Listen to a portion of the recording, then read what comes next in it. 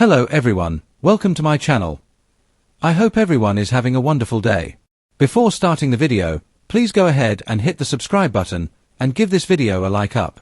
Young and the Restless next week, Noah's brutal beatdown and Phyllis's sultry seduction. Young and the Restless spoilers for next week's sizzle and some scary stuff, too, because Phyllis Summers, Michelle Stafford, is busy getting busy. She is seducing somebody. Plus, Noah Newman, Rory Gibson, is violently assaulted and kidnapped. Alright, let's start with what is going on with Noah's very worried mom, Sharon Newman, Sharon Case. By the end of this week, she is upset to find out Noah went and checked himself out of the hospital without calling or notifying her and his dad, Nick Newman, Joshua Morrow. The hospital tells them, you know, he's an adult and the doctor said he could go, so he went. Sharon and Nick are freaking out when they come to the hospital and see Noah's room is empty. The guard didn't even bother to warn them. That ticks them off understandably. Of course, when Sharon and Nick try repeatedly to call Noah, well, he's not answering their calls. So, they head over to the shadow room to confront Matt Clark. And guess what? That's also where Noah went when he left the hospital. Now, he wasn't looking for Mitch. He was actually looking for Sienna, but that's not who he found. Mitch said he's glad to see Noah on his feet and is acting all nice. And then Matt turns up the heat and confronts Noah about his affair with his wife Sienna.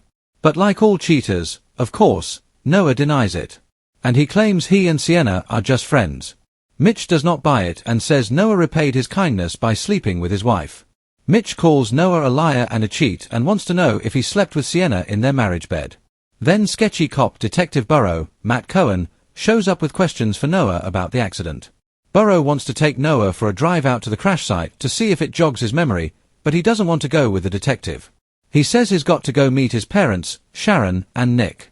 But Burrow says that's not a request. He tells Noah he has no choice. And since Burrow's got a badge, well, off he goes. After the dirty cop takes Noah away, of course, that's when Sharon and Nick show up and confront Mitch, but he plays dumb and says he hasn't seen Noah. And then Mitch further claims he thought Noah was still in the hospital and tells Sharon and Nick that they are not welcome at his club.